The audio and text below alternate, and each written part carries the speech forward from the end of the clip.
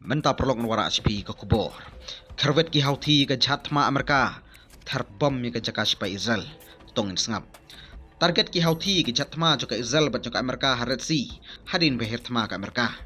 Siat mizal ki erang Yemen hajaka spai hajan Ben Gurion Airport. Artillery strike hak juga por kumju. Target ki jat kit aircraft ke Amerika haret si bat ha Arabian Sea. Ke jatma US Carl Vision. Ka syak target hak kesindingkong rengkalang bat ke USS Truman. Kini ki jingir tema-tema ki wan hadin terbom ke Amerika ya ke jakabu umpniang joka Yemen. Ka jing terbom joka Amerika ya ke Ras Isa Port ke Yemen. Yap kumba prapungut ki brio. Ka Hudaida Health Office ke report ba. Shispa san pungut syuk ki bamensau hakane ke jing terbom ke Amerika. Ki parademik seperti kinung trik kumju. Kidai hapdeng kitu ki bayap bat mensau. Ka US Central Command ke kam bagi strike ki target ki supply umpniang ke Houthi. Kam ba ke Air Defense Yemen. Ka siat penhap madan ya ke US MQ-9 drone Hasanah. Ka Houthi spok ya yasari, ka maham baka jingelek kanang jor, lada ka Amerika ka yabiteng ya kejertma. Ki Houthi kila pelong bun ki jertma ki jihad internasional, naru ba sedang katma Gaza.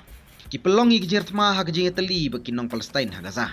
Katma jo ke Israel ha Gaza, kala penyap pelat sanpu ya jarang gibrio haduk mentah, katkum nak report.